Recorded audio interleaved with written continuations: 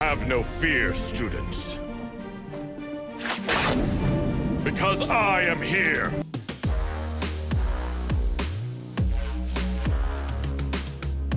What's going on, guys? LoganJYA here, and today I've got some more hero content for you from the king of heroes himself, Gogeta, the man, the myth, the legends. So don't forget to smash the like button, subscribe if you haven't already done so, and stick around because we got 4 different decks post-Burst of Destiny for elemental heroes. Be sure to give some of these a try, let me know which one works for you, and yeah, don't forget to check out your playmat, and that's it. Let's get into it. Ladies and gentlemen, what's going on? LoganJYA here, live on stream with the hero legend himself, Gogeta, and we are going to be going over several options for heroes after the new set Burst of Destiny drops. You all know the Phoenix Enforcer Destroyer is coming out. This card is going to have insane implications for the meta, whether it be in heroes or in other decks, but the expert himself is going to weigh in and tell us how to adapt your hero list to best fit the new format. So right now we've got 4 lists total to go through. We're going to start with list number 1, and Gogeta, I want you to walk us through some of these changes, some divergences from your current lists, and what you think certain interactions with these cards will mean for heroes in general. So looking at this list right now, the first thing that sticks out to me in the main deck is, of course, the inclusion of this new guy right here, Destiny Hero Denier. Now, I remember when this first got announced, I read about it a little bit, but could you give us a general gist as to how this fits into the hero strategy? Like, what came out for this card, and what does he bring to the deck? So what this card brings to the deck is more recursion for the heroes. So instead of using the malicious and then basically you can only use it once and then it's game over there, Denier will help you facilitate more plays so that if your malicious is banished, we'll just recur it and it's a free body on field as well. Is this going to be one of your more common sends off of the Fusion Destiny rather than the Decider nowadays? Oh, most definitely. Okay, cool. Now, and let's slide on over to the extra deck here. Obviously, we see the Destroy Phoenix Enforcer. For those of you who don't know what this card does, I'll give you a quick read for you. We've got monsters your opponent controls loses 200 attack for each hero card in your graveyard, which is more applicable than ever for an actual hero deck. And you can only use each of the effects once per turn. Quick effect, you can destroy both one card you control and one card on the field. If this card is destroyed by battle or card effect, you can activate this effect, special summon one Destiny Hero monster from your graveyard during the next standby phase, which can bring himself back, which is pretty darn good. So, Gogeta, when you're building an end board with this deck, how often is it that you tap into the power of Destroy Phoenix Enforcer? So majority of the time, I would like to save it for later, but if I need to bait out like an Ash Blossom with the Fusion Destiny or anything, I'll play Fusion Destiny. If they let it go, I just get a free Phoenix Enforcer. I get +4 in a sense off of Fusion Destiny while still having 4 cards in hand. So if you start with that as your bait, and then you still get to lock out, or I should say rock out, you've got your whole, say you have a Vision Hero Ferris in hand, that still facilitates another full combo on top of the Enforcer. And yeah, or something like a Stratos, because you can still normal summon, correct? You just cannot special summon except for Dark Heroes. Yes. So there'll be instances where I can just normal summon a Liquid Soldier, Reborn a Shadow Mist during that same turn, and add the mass change. Gotcha. Okay. Now, looking at this build, this seems very similar to the one we just profiled yesterday that went up earlier today. Would you want to talk about this build a little bit in general? I'm cool with talking about it a bit more. What are the ups to this deck and the downs to this deck compared to the other lists we're about to look at? So the upside of this deck is that since the upside is that we have the Denier, we have the Destroy Phoenix Enforcer, of course. Another thing that really adds to this is the fact that we still play the Dusted Gold, and a Dusted Gold with the Destroy Phoenix Enforcer is just really powerful, if you ask me. The Book of Eclipse helps out dodge stuff. It also helps bait out negates from your opponents like a Dragoon. Mm-hmm. So this is non-targeting.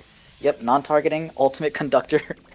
Cool. All right, so our first question, let's take Enemy Gamer's question here. He says, could you use Phoenix Enforcer on your own Cross Crusader to dodge things like Imperm?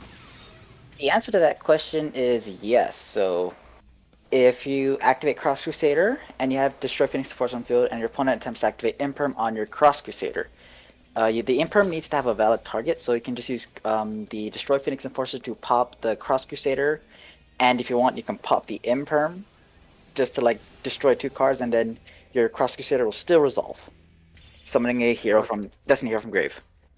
And that applies basically to any effect of a hero monster while you control the Phoenix Enforcer. Anything that would be either Veilered or Impermed, you can dodge with its effect, correct? Yes, sir. Cool. All right. Moving on, we've got a couple more questions. Millie Wonka, is Dystopia just there to play in time?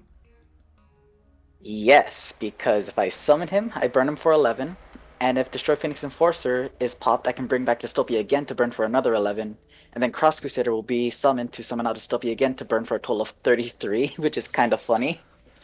Damn, that is a lot of burn. That can put you ahead, whether it be in a time situation. The only problem I see is that it's just shy of the necessary 4K to come back from a hero live situation. But we don't got to talk about that too much. Yep. All right, moving on to our next question from Radku. If you're going to use heroes as an engine, like Shadow Mist or other ones to go plus, in other decks outside of hero, do you see that being applicable to anything outside of the Fusion Destiny and Enforcer package, or do you think it should really just be held to those cards? So it should really just be held to Phoenix Enforcer, because if you're using the Shadow Mist and something else, you're mainly just going to go into Dangerous, and Shadow Mist can only add you a hero card. Not like the Mass Change or anything like that. That's fair, that's fair. All right, moving on to our next question. We've got, would you like the deck more around 40 mark, or do you feel 42 is acceptable from Vadix? So, in regards to the whole deck size, I found a lot of success with 42 over 40 because I keep managing to draw double Malicious, double Increase with 40. So when I changed to 42, the likelihood of me drawing the Malicious and the Increase kind of dropped a bit more when I tested at locals. Got you. And you still have a lot of inherent consistency cards in the deck, too. Yep. Cool. All right, well, that does it for our first round of questions. Let's move on to the next list. Moving on, list number 2. We've got a bit of a bigger D in this list. I don't know if you see it right there, but I see a nice thick D right there. Anyway, guys, I'm going to go over some of the changes here first, and we're going to ask Gogeta some questions and get his take on the difference between this build and the first one we saw. And, yeah, we'll just rock from there. So first and foremost, we've still got that copy of Denier up in here, of course. I think that's probably going to be across the board. But now we've got the addition of the D-Force. Force that D, baby. When this card is activated, you can add 1 Destiny Hero Plasma from your deck or graveyard to your hand. While you control Plasma, apply the following effects. You cannot draw during the draw phase. Oof. I know. Your opponent cannot target cards you control with card effects, though, and each Destiny Hero Plasma you control gains 100 attack for each monster in the graveyards. It cannot be destroyed by your opponent's card effects, and it can make a second attack during the battle phase. So we got a very high cost that you can't draw cards. But it turns your Plasma into an even better than Dragoon that can attack twice, is still a skill drain on legs, and is getting buffed by every monster in the graveyard. Basically, So we'll talk. overpowered towers. Yeah. It's like a pseudo towers. Now, moving on, we've got one other new addition to this list. We've got Break the Destiny. I've never seen this one before, but it looks like something right out of the anime. Target 1 Destiny End Dragoon, or level 8 or higher Destiny Hero monster in your monster zone. Destroy it, and if you do, skip your opponent's next main phase 1. You can banish this card from your graveyard, add 1 spell or trap that specifically lists Destiny End Dragoon or a Destiny Hero monster's name in its text from your deck to your hand, except Break the Destiny. Okay, we're going to talk about that one a little bit. I've got questions about that one. So the side deck looks about the same, and so does the extra, with the exception of the fact we've got Extra Hero Dread Decimator showing his face again. And we also play more masked heroes. Oh, I see that. Yeah, we've got the Hero Blast up in here. We've got, and of course we got the Phoenix Enforcer. So we'll talk a bit more about those expanded mask change targets. But first and foremost, Gogeta, what do you want to say about this list compared to the other one? So with this list, we play a bigger Destiny package because I took out Super Poly in the Book of Eclipse to play a bit more of a bigger Destiny engine, rather than like other outs, if you know what I mean. I do, I get you. So this is a bit more of a all gas, no brakes mentality, which is what I use for when you're expanding the amount of engine cards instead of playing going second options. Yes, sir. Gotcha. All right, cool. And then the mask change targets have clearly expanded. We've got the Blast in here, and I know we've seen him in some of your past hero lists, but what made you want to play this card in this particular build? So the main reason for Mastery Blast is because of the Imperm Veiler and the occasional back row matchups, kind of like Tri Brigade. If you kind of like that, so if they'd activate like the Imperial Order and I have Mastery Blast, I can just bounce that Imperial right back. And then taking a look in here as well, we've got the addition of the Dread Decimator. What's he doing here? So the addition of the Dread Decimator is with Fusion Destiny, from what I can find, I found that I can end on a Dread Decimator with Destroy Phoenix Enforcer and Dystopia underneath the Dread Decimator so it can still pop. Oh, all right, nice. So basically it's a double pop. Okay, that's pretty good. That's pretty good. All right, now I want to ask again about this card right here, the Break the Destiny. How does this fit into the strategy? So it kind of works with the whole D-Force, all the other stuff. But when it comes to Break the Destiny, you can either hard draw it because hero players do that most of the time, and it's just a turn skip. I don't really use that effect as much. The main effect I use is the Banish effect to add a D-Force. Got it. Okay, and we know what D-Force is doing here. This is the card that turns Plasma into a Towers. Is there anything else you want to add in about D-Force? Well, for D-Force, when it comes to like the whole not drawing, it does suck, but it also helps hero players learn how to play a bit more conservatively and not spend as much resources as possible. So let's say you just do like the Sunrise combo, but you hold off the Miracle Fusion. You still have a Miracle Fusion in hand, and you cannot draw during the draw phase, so if you just activate the Miracle Fusion using your Liquid Soldier, you can still draw to and get yourself some advantage. Makes sense. Okay, cool.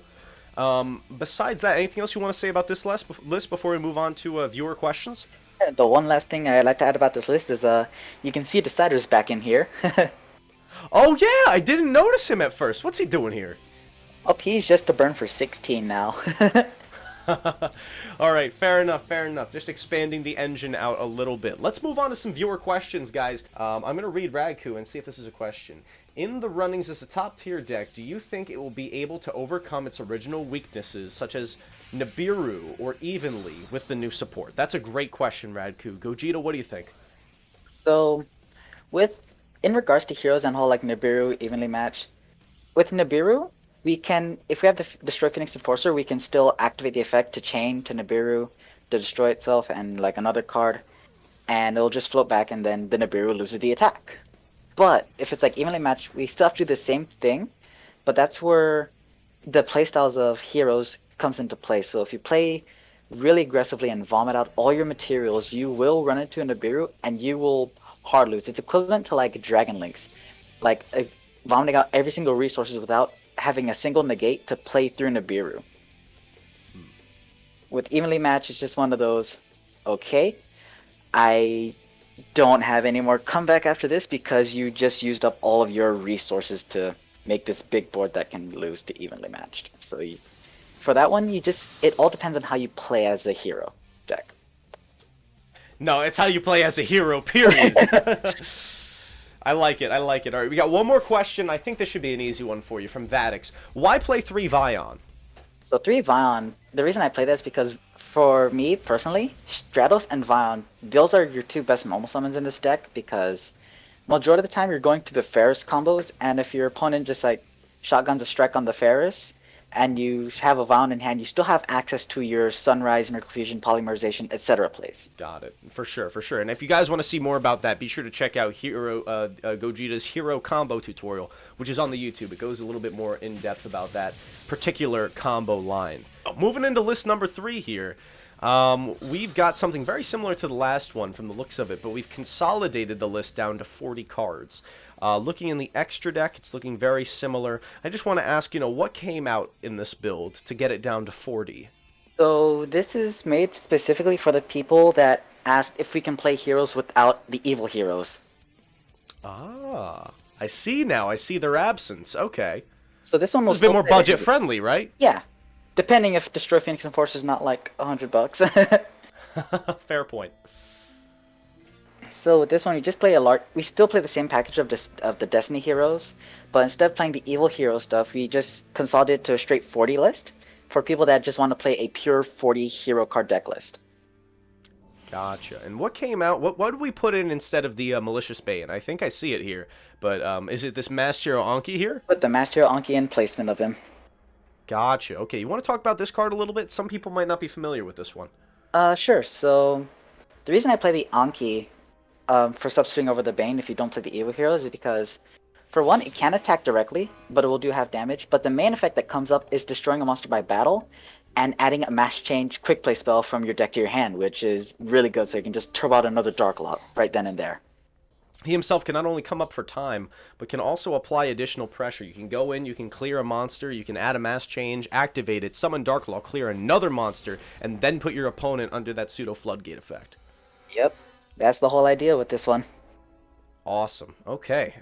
Anything else you want to say about this list? It's very similar to the last one, but we took out the evil heroes. Anything else you want to add on?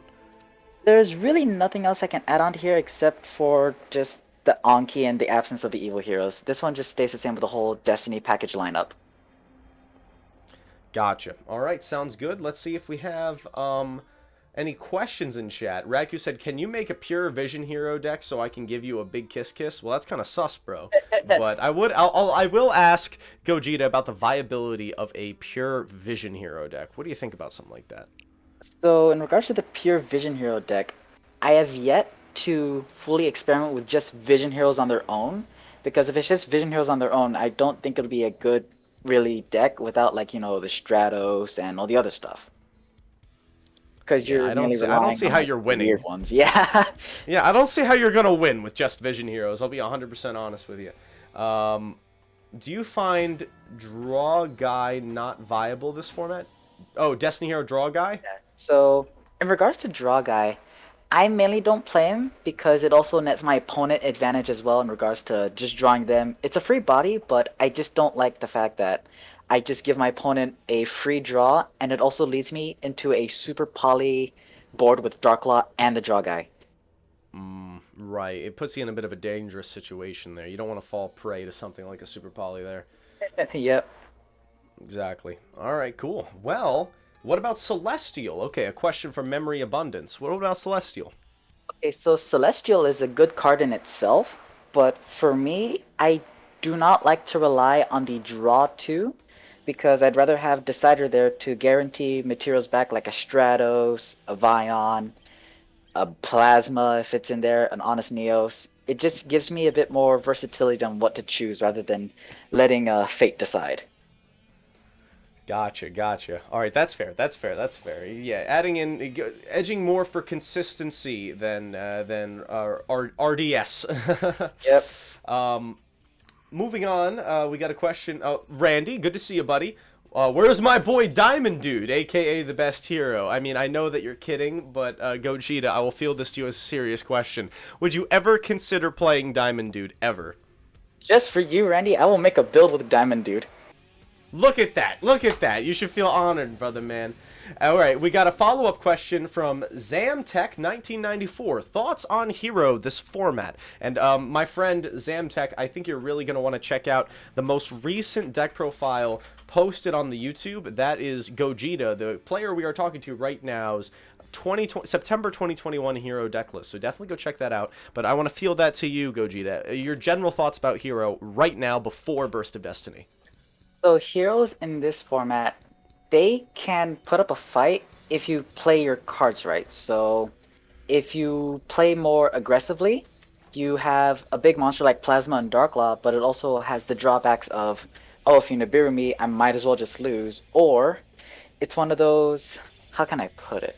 If you play conservatively, you will have more materials, and it all depends on what you have in your hand. So if you have a Mass Change, Super Poly, Ash Blossom, whichever one you have, and the Honest Neos, it all really depends on how you play, but in regards to like Heroes this format, it is still Rogue this format.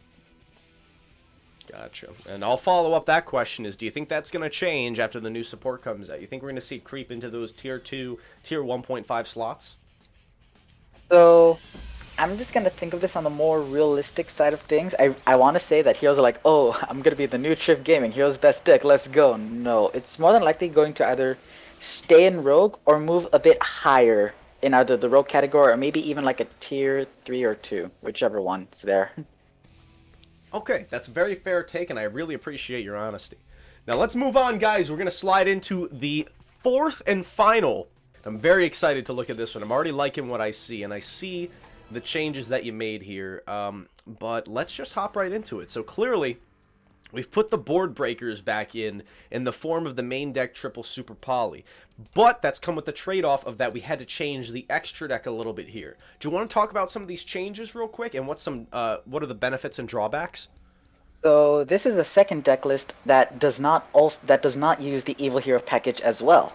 So we still have the big lineup of Destiny Heroes, but we also have the board breakers of Super Poly that will definitely help out against, like, let's say Drytron with their ultimateness, dark attributes like Dark Borlord Savage, Dragoon, Mechaba Winda.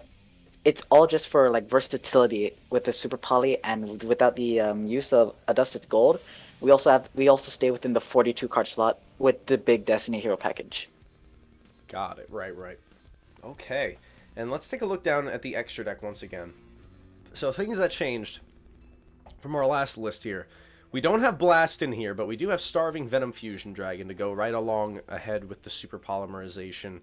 We're not playing the Anki anymore, but we are playing the Super Poly targets in the form of the Gaia, as well as the Great Tornado, both of which you've mentioned earlier in your deck profiles, how Great Tornado outs the Barrier Statue, and Gaia outs the Zodiac monsters.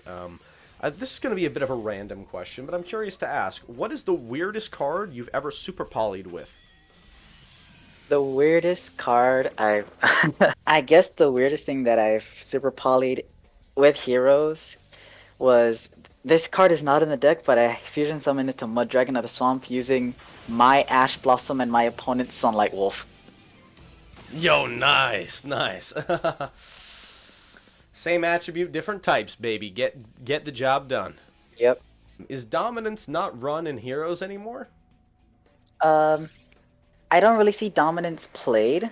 It requires more materials than usual, so it'd be like Malicious, Denier, Decider, or Dynatag, whichever one. Just 3 materials. And the only versatility that it does have is the ability to search the top, I think those top 5 cards of the deck of your opponent and shuffle them in any order that you want. Which, it gives you deck knowledge, but it's not really that useful, if you ask me. Gotcha. And then Memory points out that Dominance kind of plays into Nibiru a little bit more. Would you agree with that? Yeah, you lose a bit more materials, and Dominance is just big beat stick. No, the stack is not good enough, my friends. Not good enough for the hero god himself. Alright, let's wrap it up with these deck lists now. Gogeta, thank you very much. We're going to cut this video here. Don't forget to like, comment, subscribe, all that good stuff. And keep your eyes peeled for more content from the Hero King himself, Gogeta. LoganJYA signing off. Have a great day, and I'll see you chumps later. 四角そう四角い空心の隙間埋め